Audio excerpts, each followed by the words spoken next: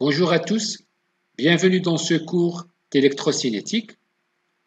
Donc, je précise que c'est un cours qui entre dans le cadre d'une formation à distance. Donc, le terme électrocinétique, c'est un terme qui est, on va dire, composé du mot électro, qui fait référence à l'électron, et de l'adjectif cinétique, qui se rapporte au qui est dû au mouvement. C'est-à-dire, électrocinétique, c'est, on va dire, l'étude du mouvement des électrons, d'un électron.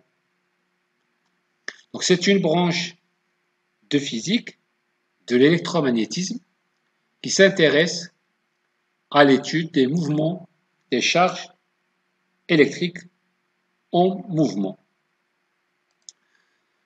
Donc, l'objectif des différentes parties de ce cours est de rappeler d'une manière très succincte les principales lois utilisées pour la mise en équation des circuits électriques.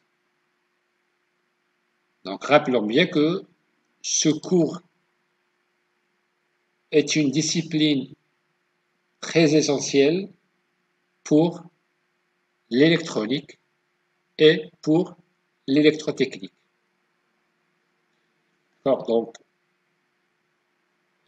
en électronique, si on veut vraiment comprendre ou maîtriser le cours d'électronique, il est très important d'avoir des connaissances importantes sur l'électrocinétique, sur les lois, les différentes lois, les différents théorèmes qui régissent en quelque sorte ce mouvement de particules de charge tout au long d'un circuit.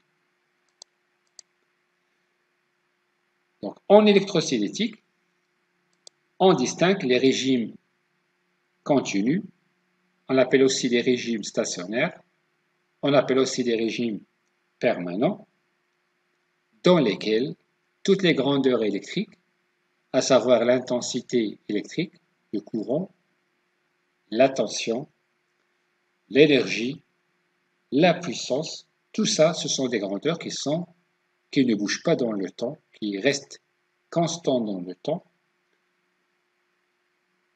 Donc, tandis que le régime variable, elle désigne une situation inverse, c'est-à-dire les grandeurs électriques, elles varient dans le temps. Donc, pour l'approximation des régimes quasi-stationnaires, on l'appelle aussi régime quasi-permanent, ce sont des régimes, on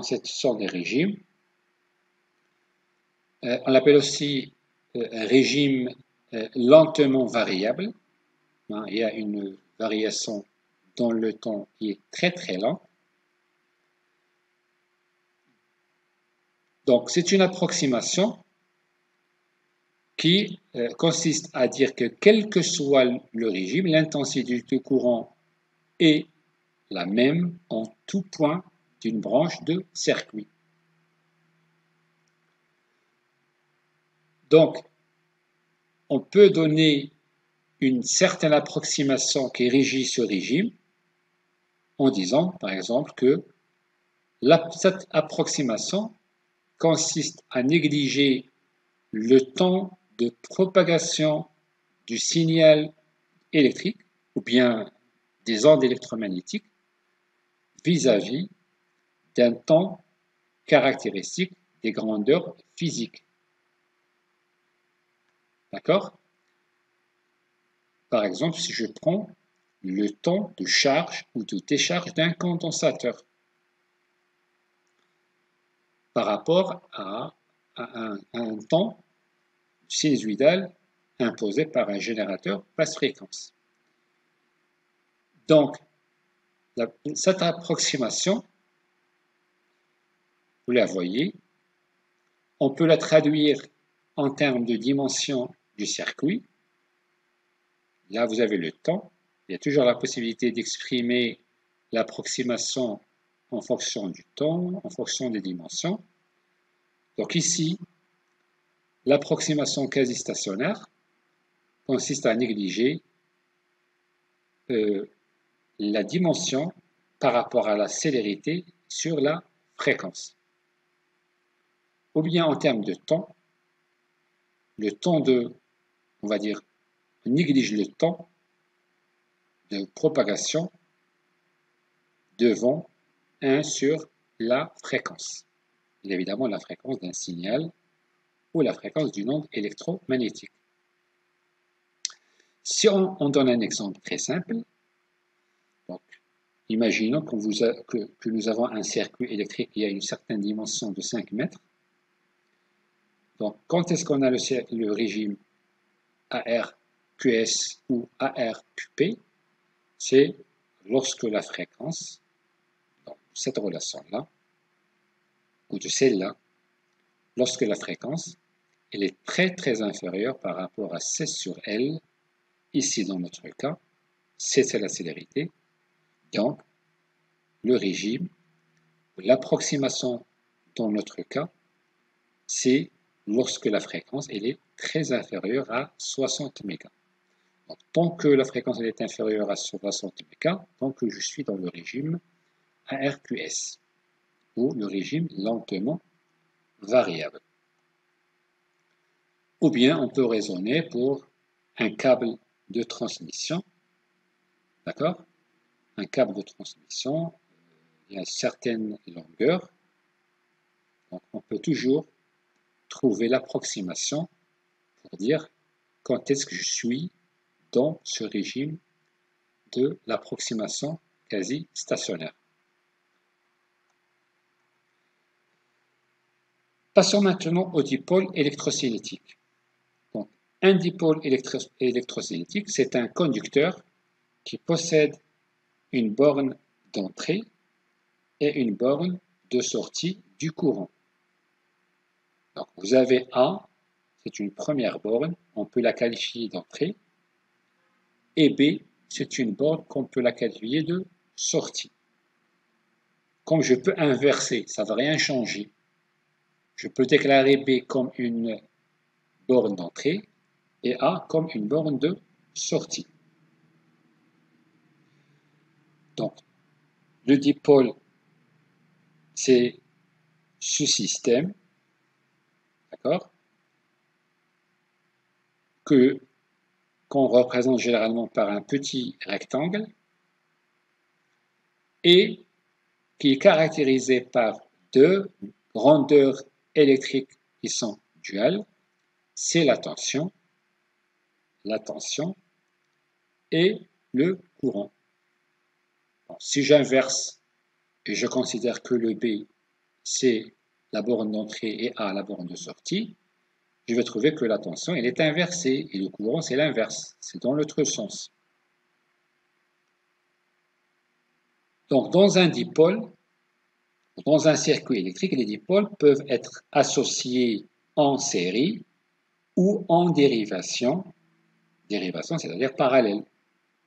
Bon, ces deux associations, série et parallèle, elles ont leurs avantages et leurs inconvénients. On ne va pas entrer dans le détail de ça. Mais pour nous, deux dipôles, voire n dipôles, ils sont montés en série lorsqu'ils sont traversés par un même courant. Les tensions sont différentes. Bon, ça, c'est un schéma, on va dire, trop général. Mais dans la réalité, vous avez ici un circuit qui est fermé, c'est-à-dire un générateur qui va délivrer ce courant, et par conséquent, on a une certaine boucle ici, et voici l'explication d'un exemple. Donc je prends une source, et je prends deux lampes. Donc la source ici, la batterie, son rôle c'est de délivrer un courant. Ce courant va circuler dans la lampe 1 et dans la lampe 2. Donc j'ai le même courant parce que les deux lampes ils sont montées en série. Donc on va dire que les dipôles d'un circuit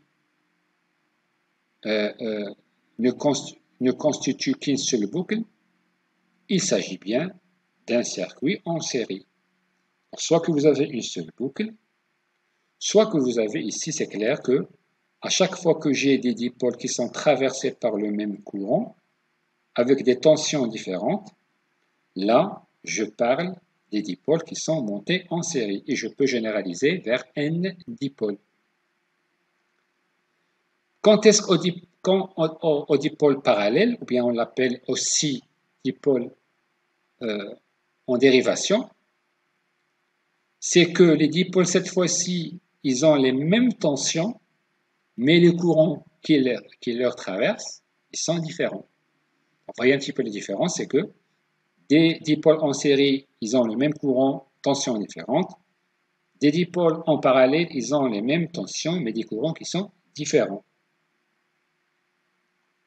D'accord? Donc, au niveau des dipôles qui sont montés en parallèle, on peut parler de plusieurs boucles ou bien de plusieurs branches. D'accord?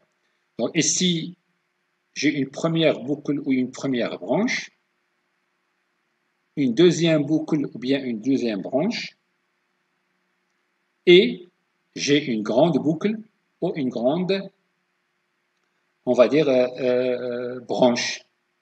Donc, généralement, la branche ou la boucle qui constitue le générateur, ça s'appelle la boucle principale. D'accord? La branche principale. Les autres branches, on les appelle des branches dérivées, hein, qui dérivent de cette branche principale. Donc, si je prends un exemple ici. Là, j'ai une source continue et j'ai deux lampes. Bon, si je mesure la tension ici, je vais trouver la même chose. Si je place un voltmètre, je vais trouver la même chose, mais le courant, il est différent. Donc, ou bien je raisonne en termes des branches, des boucles. D'accord? Donc, passons maintenant à une autre définition, c'est la notion de dipôle passif ou actif. Bon, un dipôle, il est passif, c'est tout simplement lorsqu'il ne produit pas de l'énergie. Il est consommateur, comme une résistance, un condensateur. Bon, une résistance, qu'est-ce qu'elle fait? Elle absorbe, mais elle ne produit pas. On va la qualifier comme étant un dipôle passif. Ce que j'ai dit pour le passif, je vais le dire d'une manière inverse. Donc, un dipôle, il est actif lorsqu'il fournit de l'énergie, lorsqu'il produit de l'énergie, mais on va dire produit de l'énergie dans le circuit dans lequel il est monté, bien il est connecté. Donc, si je regarde un petit peu la caractéristique de ce dipôle, la caractéristique, c'est la représentation du courant en fonction de la tension. Donc, si je représente ça, on va dire que les dipôles qui passent par l'origine, on les appelle des dipôles passifs, exemple 2 et 3. Le dipôle qui ne passe pas par l'origine, par exemple le bleu, c'est un dipôle qui est actif. Quand à notre propriété de la linéarité, un dipôle est linéaire lorsqu'il satisfait cette relation, ou bien celle-là, c'est pareil.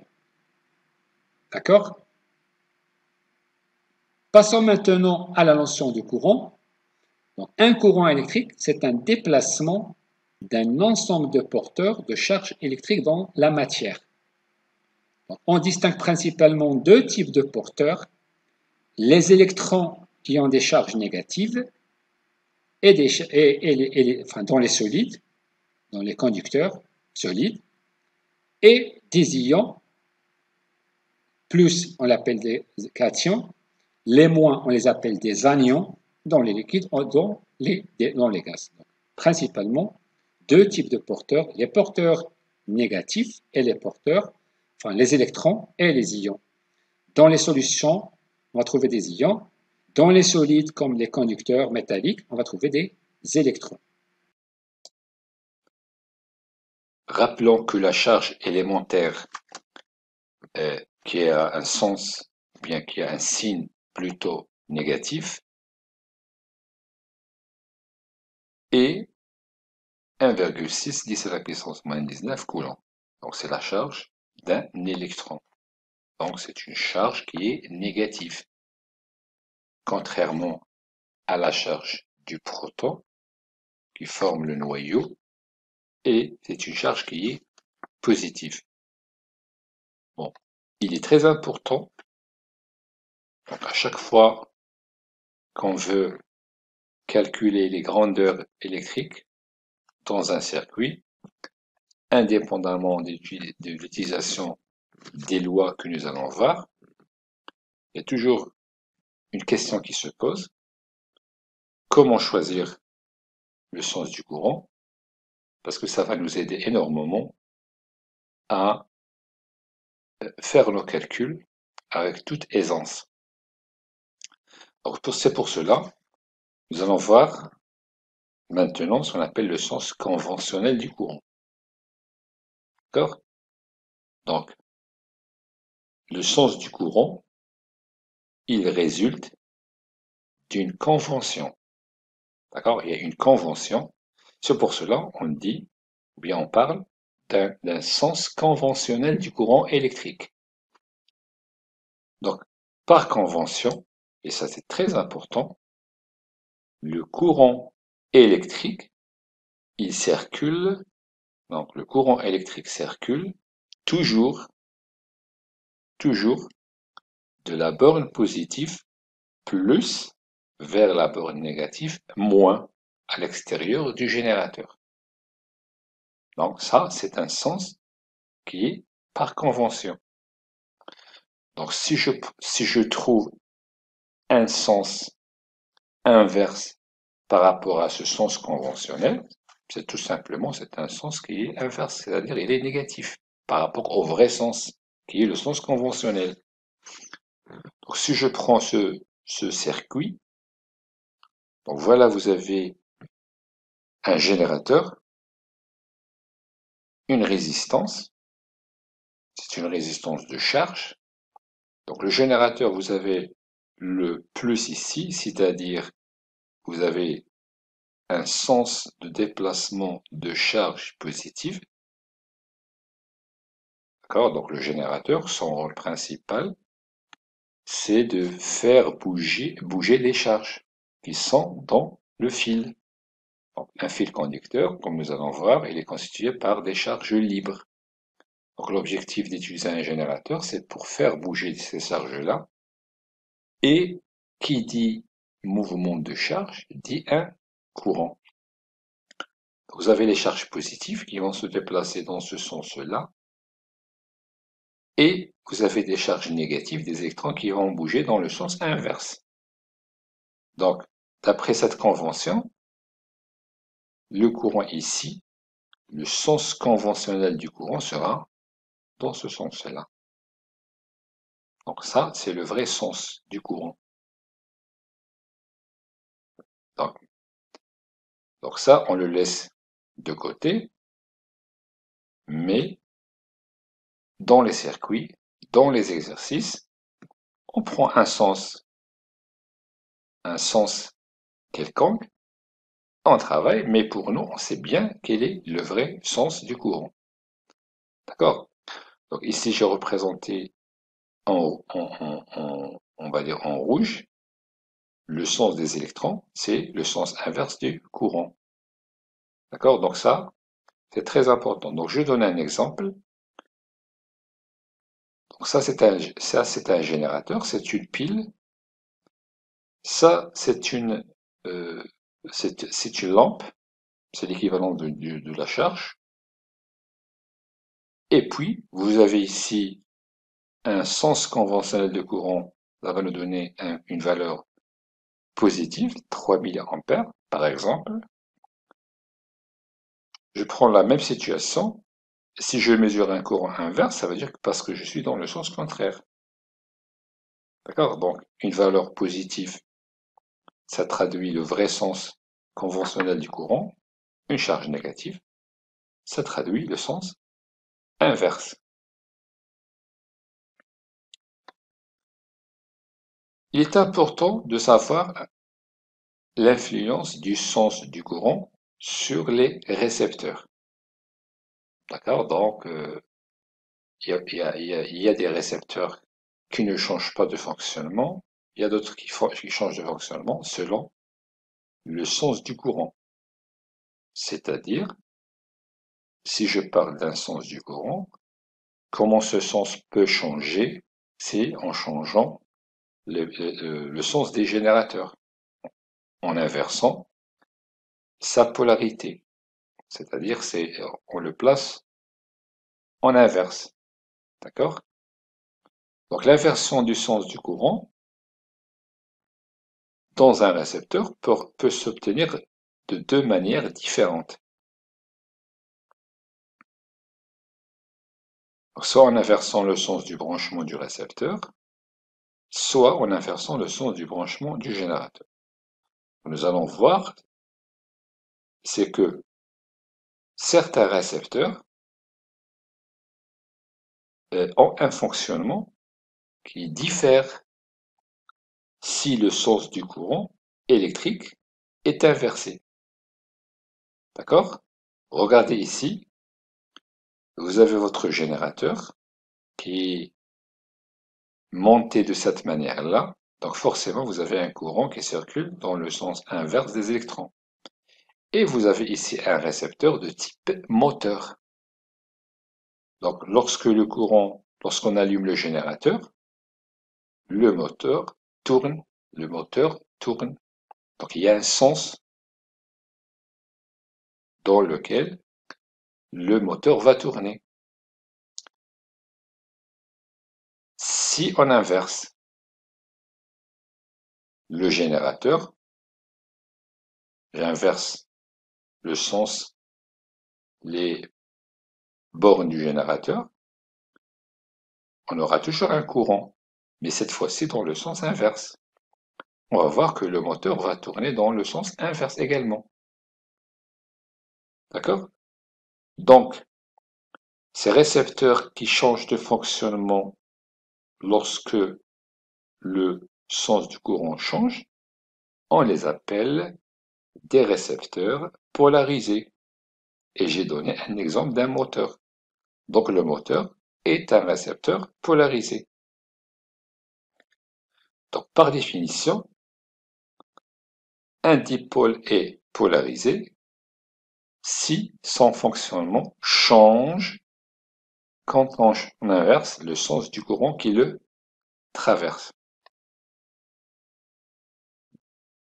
Donc, dans le cas contraire, on parle de dipôles qui sont non polarisés. D'accord?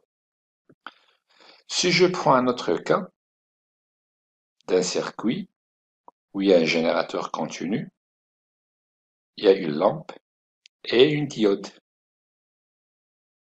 Donc la diode,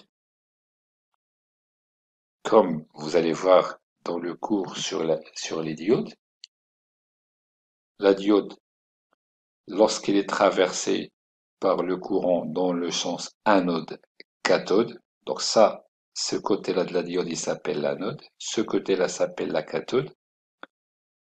Lorsque le courant il entre dans ce sens-là, il entre par l'anode et il sort par la cathode, on dit que la diode elle est passante. Donc il y a un courant qui passe et puis la lampe s'allume. Et si on inverse, regardez, on a inversé le générateur, enfin on n'a pas inversé, on peut le laisser, on peut inverser la diode.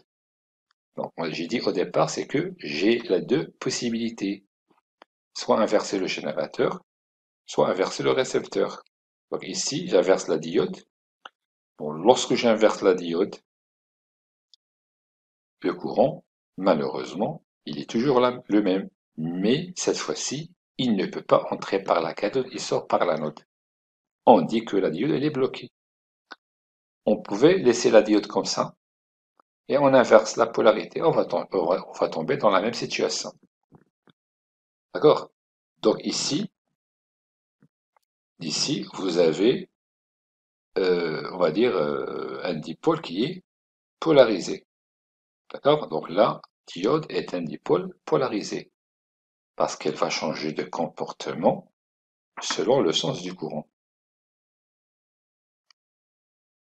Maintenant, dans le cas contraire, on parle des dipôles non polarisés. Alors, quels sont les dipôles non polarisés?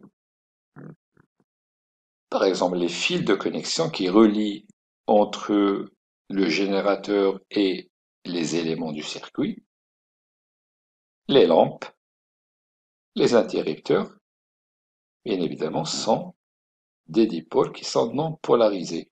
Ça veut dire que, quel que soit le sens du courant, ces dipôles ne changent pas de fonctionnement, ils restent les mêmes.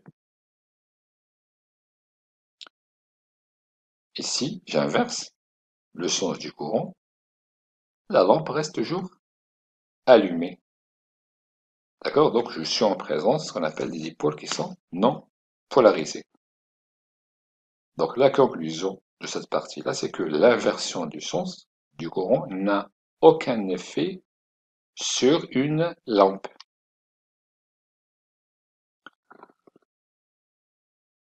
Bon, pour l'intensité du courant,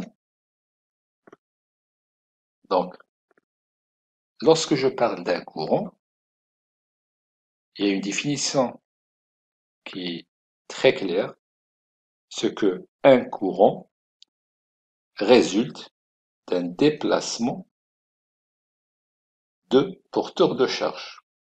Donc, généralement, selon la nature du conducteur, soit on a ces porteurs de charge qui sont des électrons, soit ces porteurs de charge sont des ions. D'accord? Bon, dans le cas des conducteurs métalliques, d'accord, tels que cuivre, l'or, l'argent, ce sont tous des conducteurs métalliques. Qu'est-ce que nous avons? Les porteurs de charge sont des électrons. Donc, dans notre cas, le courant est un déplacement de électrons. Le courant est un déplacement d'électrons. Si je prends un autre milieu conducteur, et cette fois-ci, il est sous forme d'une solution ionique. Donc, les porteurs de charge, cette fois-ci, ce sont des ions mobiles. Les ions, s'ils sont positifs, on les appelle des cations. Si ces ions sont négatifs, on les appelle des anions. Et puis, troisième type de conducteur, c'est ce qu'on appelle les gaz ionisés. Les tubes au néon, les lampes qu'on les appelle les tubes au néon, qui sont utilisés pour l'éclairage. Donc, nous avons trois types de conducteurs qui sont capables, on va dire, d'avoir comme résultat l'apparition d'un courant. Soit que j'ai des conducteurs métalliques, soit des solutions ioniques, soit des gaz ioniques. Bon, j'ai des gaz ionisés. Ici, dans ce cours-là, bien évidemment, on va toujours utiliser un générateur, un récepteur, des diodes, des dipôles, mais la liaison entre tous ces éléments se fait par un milieu conducteur qui est le fil de connexion, les fils de connexion. Donc l'intensité du courant, on va la définir comme étant la quantité d'électricité, la quantité de charge qui est transportée par unité de temps. D'accord? Donc le courant c'est une variation de charge, delta Q c'est une variation de charge qui se fait au bout d'une certaine durée. Donc c'est ça la définition, et son unité bien évidemment c'est ce qu'on appelle l'ampère. Donc cette relation-là, c'est une relation qui relie le courant avec la quantité d'électricité ou la quantité de charge transportée, et le delta de T, c'est le temps. Donc, le courant I, il est en ampères. La variation de la charge, il est en coulomb. Et la variation du temps, il est en secondes. Donc, je donne quelques exemples du courant. Si je prends un radiateur, le courant, ou bien l'intensité du courant, elle est de l'ordre de 10 ampères. Les phénomènes d'électrocution, d'accord, c'est 100 milliampères. Les ampoules à incandescence, 1 ampère. Les LED, donc les courants qui leur traversent, c'est de l'ordre de 20 milliampères. 20, 10 à la puissance moins 3 ampères.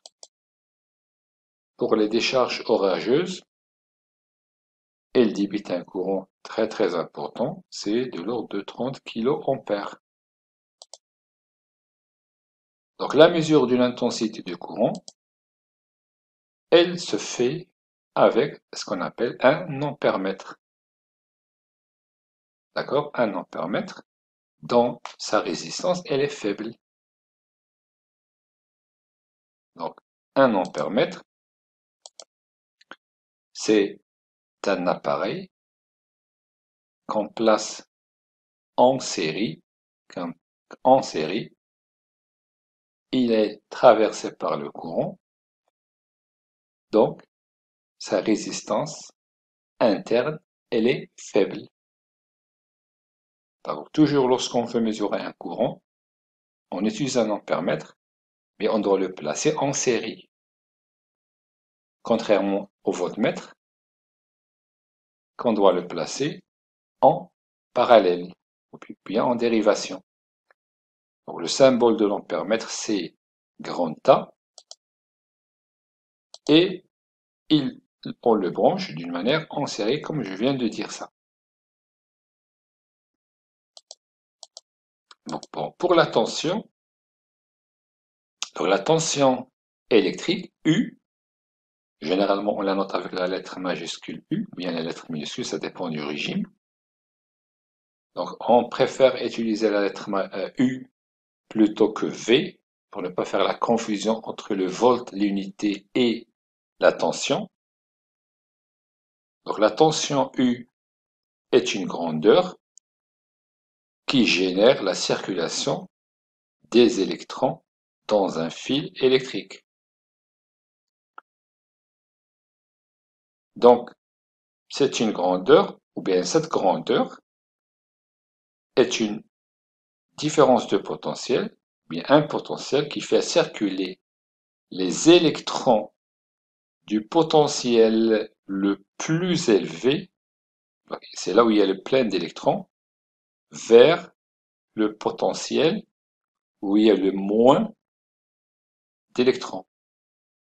D'accord? Donc ça, c'est très important. La tension électrique U est un potentiel, ou bien on l'appelle aussi une différence de potentiel, qui fait circuler les électrons du potentiel, le potentiel ici le plus élevé, vers le potentiel le moins élevé, c'est-à-dire de la borne où il y a plein d'électrons vers la borne où il y a pas beaucoup d'électrons. Donc c'est une différence en termes de quantité d'électrons. Bon, on peut la voir, la tension, on peut la voir comme étant une force qui peut être assimilée en hydraulique par la grandeur qui pousse la pression. D'accord? Donc,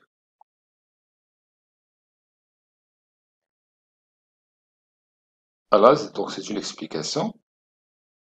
Donc la différence entre les deux quantités, on l'appelle une différence de potentiel.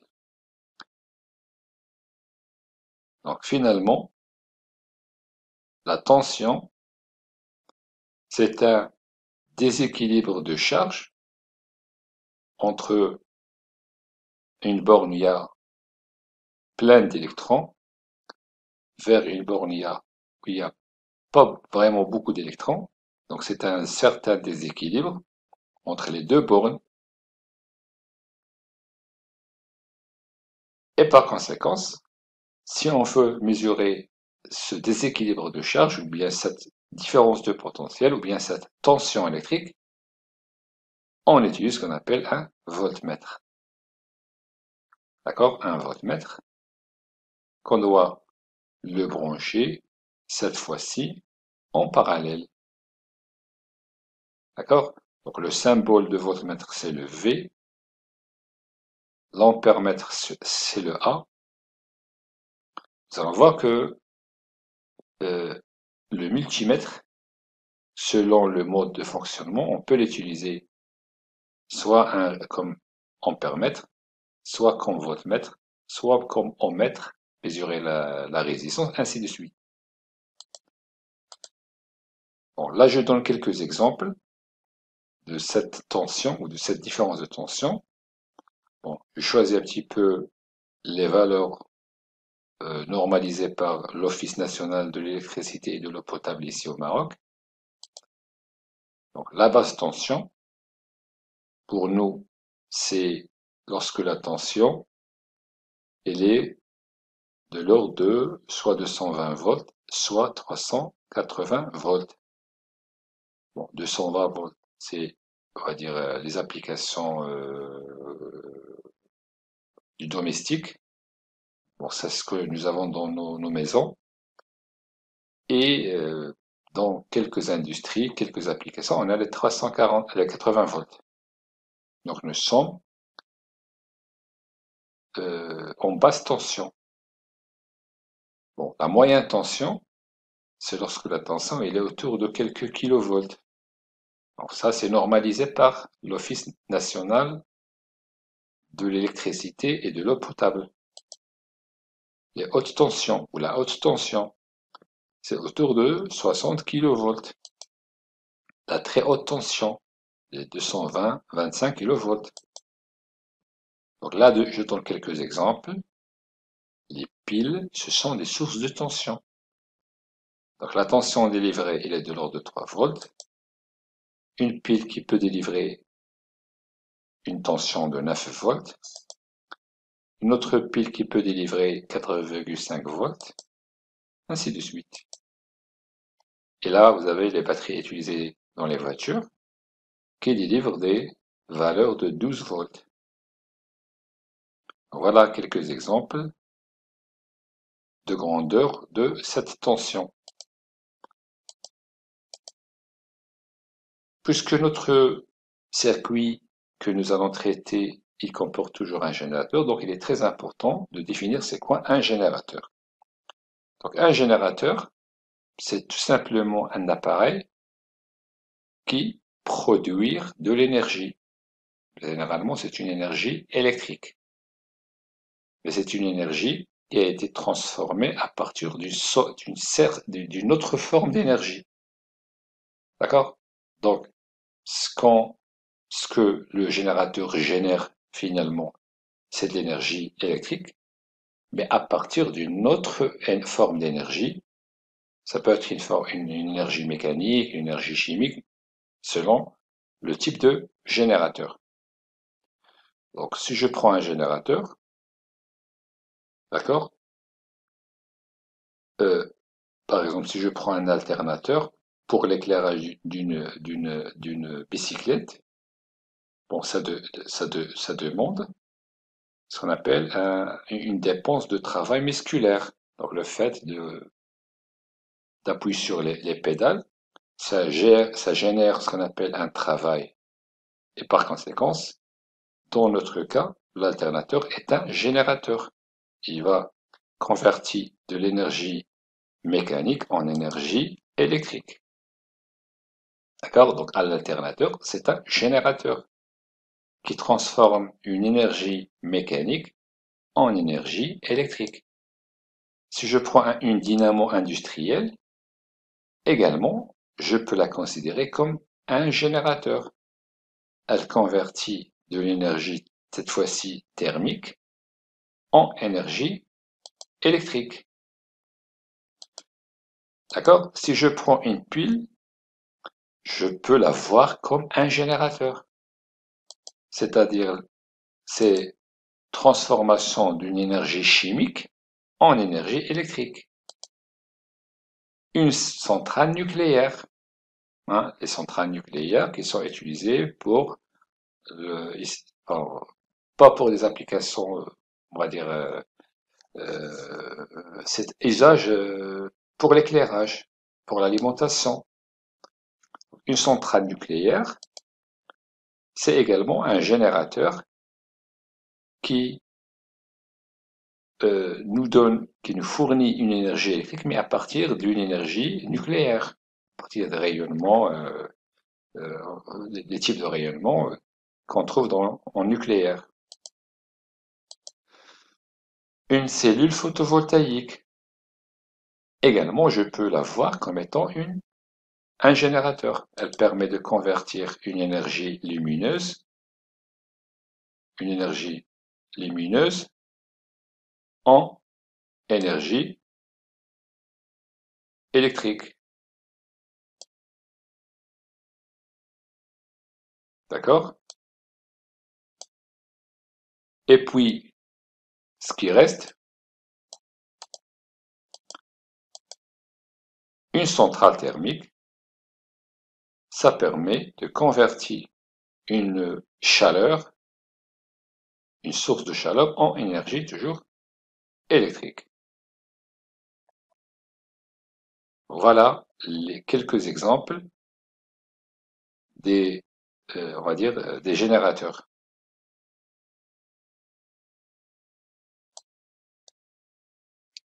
Passons maintenant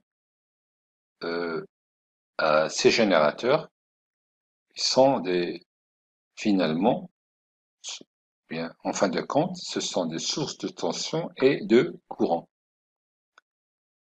D'accord? Donc, on va essayer de définir c'est quoi une source de tension et c'est quoi une source de courant.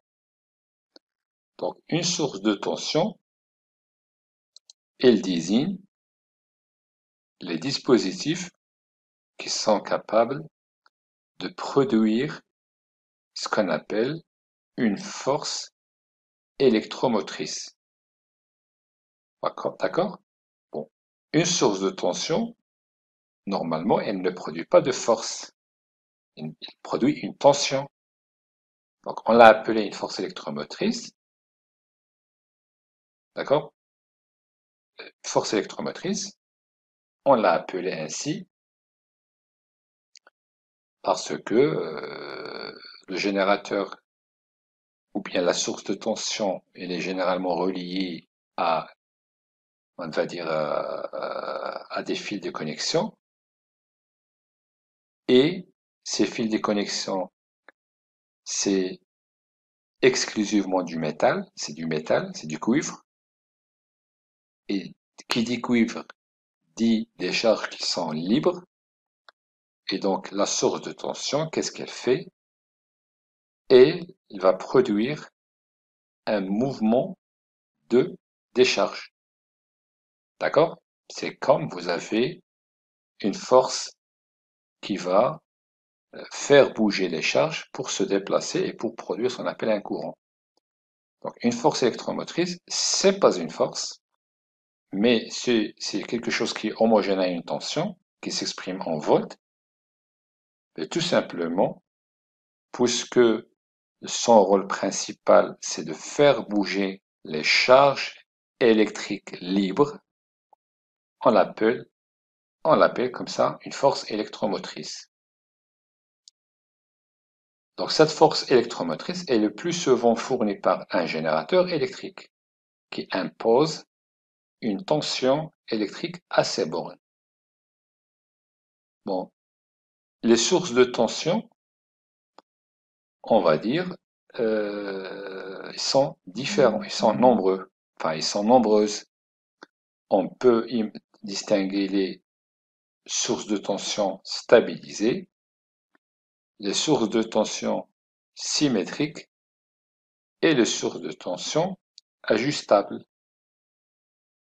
Donc, les sources de tension stabilisées, donc une source de tension stabilisée, c'est une source de tension qui reste constante, quelle que soit la charge appliquée.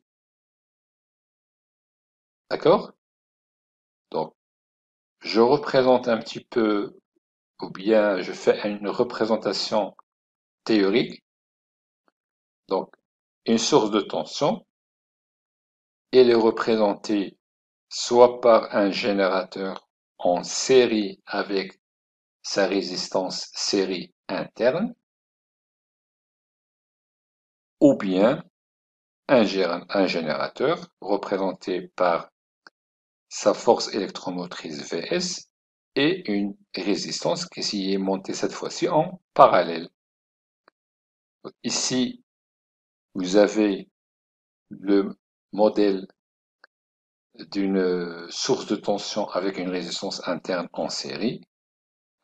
Là, vous avez une source de tension avec une résistance qui est montée en parallèle. Et RL, c'est une résistance de charge. C'est ça, c'est le côté, on va dire, côté récepteur.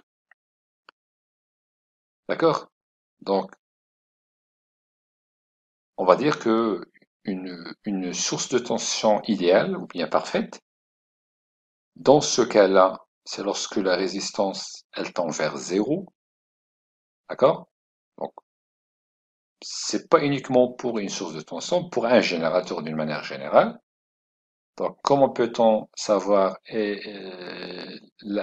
comment peut-on faire la différence entre un générateur idéal et un générateur non idéal ou bien réel? C'est lorsque la résistance série tend vers zéro, on qualifie du générateur idéal. Lorsque la résistance il est différent de zéro, il n'est pas idéal. Dans le cas ici, dans ce cas-là, lorsque j'ai une source de tension avec une résistance série qui est montée cette fois-ci en parallèle, lorsque la résistance tend vers l'infini, là, on va se retrouver avec une source de tension stabilisée qui est idéale, ou bien un générateur qui est idéal. Deuxième type de source, c'est ce qu'on appelle les sources symétriques. D'accord? Une source symétrique. Donc, une source de tension symétrique, c'est une source qui possède trois sorties, une borne positive, une borne négative et une borne commune. C'est le zéro. Donc, je donne un exemple d'une tension symétrique. Donc, nous avons plus 5 volts, nous avons moins 5 volts, et vous avez une tension commune entre les deux. C'est la tension 0.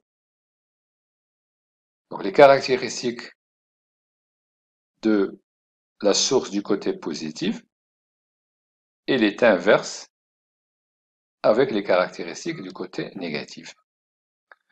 D'accord? Donc, les sources de tension symétriques, ce sont des sources qui délivrent des tensions symétriques. Plus ou moins 15 volts, 5 volts, plus ou moins 12 volts, plus ou moins 15 volts, ainsi de suite. D'accord? Donc, si vous avez une source de tension qui produit une tension entre la valeur 0 et une valeur positive, ça, c'est une source de tension asymétrique. Il n'est pas du tout symétrique. D'accord? Dans une source de tension, ou bien dans un générateur, donc cette force électromotrice est un paramètre très très important, est un paramètre caractéristique d'un générateur électrique. Pour ce qui est source de tension, on va dire idéale, ou bien réelle, d'accord? Donc le générateur de tension idéal, ou bien parfait, c'est un dispositif qui est capable de maintenir d'une manière constante dans le temps une tension entre ces bornes, d'accord? Entre ces bornes, cette tension, c'est ce que j'ai appelé une force électromotrice, d'accord? Donc, on va dire que la tension reste la même, quelle que soit la variation de charge, quel que soit le courant débité, nous avons toujours une tension qui est constante. Donc, c'est ça la définition d'un générateur de tension idéal. D'accord? Donc, il est capable de délivrer une tension constante dans le temps, quelle que soit la variation du courant débité par le générateur, et par conséquent, quelle que soit la charge alimentée. D'accord? Donc, un générateur de tension idéal, ou bien si je veux donner une définition pareille pour le générateur de courant idéal, qu'est-ce qu'on va dire? On va dire que le générateur de courant idéal, c'est un générateur qui fournit un même courant, quelle que soit la variation de la tension ou de la charge. Donc le modèle équivalent d'un générateur de tension idéal, on le représente avec ce symbole.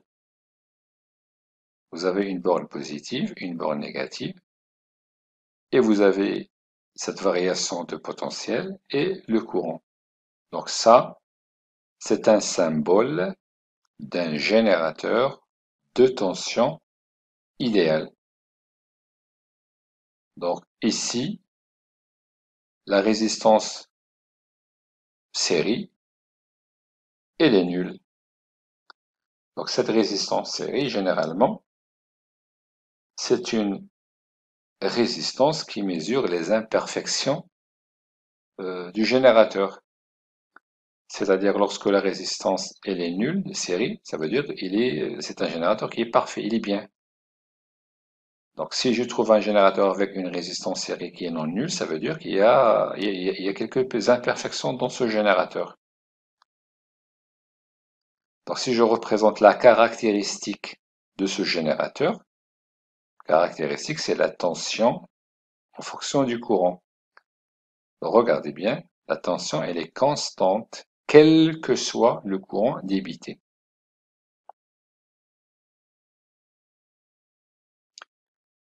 Maintenant, si je prends, et si je veux définir c'est quoi un générateur réel, c'est un générateur idéal, mais qui est associé avec une résistance. D'accord? Donc la différence entre idéal et réel, c'est que lorsque j'ai un générateur réel, il y a toujours une force électromotrice. Je modélise, je représente toujours le générateur avec sa force électromotrice. Dans le cas idéal, je n'ajoute rien. Dans le cas réel, je dois ajouter une résistance qui est généralement montée en série. D'accord? Donc le voilà. Voilà le modèle équivalent d'un générateur réel. Vous avez une force électromotrice, vous avez une résistance et une résistance interne, série. Et donc si je veux dresser la caractéristique de ce générateur réel, la voilà. Donc la tension en fonction du courant. Donc je peux tracer la courbe. C'est une courbe qui ne passe pas par l'origine. C'est normal parce que ça, si je trouve la relation, je trouve que ça, c'est une équation d'une droite qui ne passe pas par l'origine, qui a une pente négative. Et par conséquent, si on veut mesurer la résistance interne, on n'a qu'à mesurer la variation de potentiel pour deux points quelconques. Je prends deux points quelconques, je mesure leur variation de potentiel et pour ces mêmes points, je mesure la variation du courant et ça me donne la résistance R du générateur. Donc ça, c'est la manière qu'on peut utiliser pour mesurer, pour déterminer la résistance interne d'un générateur ou d'une source. D'accord? Donc si vous arrivez à tracer la caractéristique, d'accord?